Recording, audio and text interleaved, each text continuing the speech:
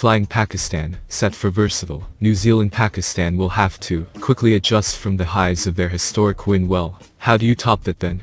How do you get back to the grind after an achievement that will almost certainly define this tournament for Pakistan, regardless of what happens here on in?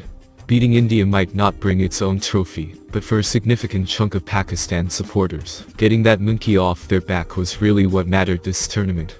To shake off that euphoria and have to go again less than 48 hours later carries its own challenges, but perhaps its own opportunities too. This might both be the best and worst time to play for Pakistan.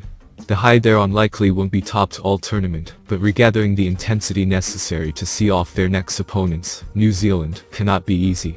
The celebrations might have carried on long into the Dubai night, but professionalism, and the necessity of the schedule, demands all those emotions be brushed aside for what will follow in. If the India game carried the emotions of an epic arch rivalry, there's a different kind of tense hostility to the clash against New Zealand. This, remember, is the side that pulled out of a tour of Pakistan minutes before the first game was due to be played, citing security concerns. The spiraling chain reaction that followed saw England pull out too, and the entire home season for Pakistan thrown into jeopardy. If a surging Pakistan can find a way to channel that righteous anger in Sharjah tomorrow, New Zealand have quite the task on their hands. But while New Zealand's pullout hurt Pakistan's World Cup preparation significantly, it's worth remembering Kane Williamson's side didn't gain much from the decision, either. The 5 extra T20I games they had lined up in Asia ahead of this tournament never materialized.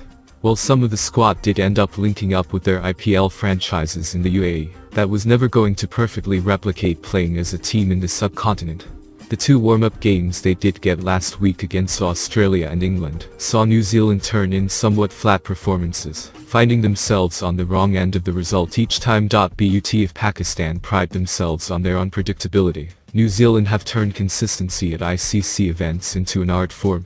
In a group where India suddenly look a shade vulnerable, they have their opportunity to state their credentials by getting one over a Pakistan side that might not have fully returned to earth after the stratospheric heights they hit on Sunday.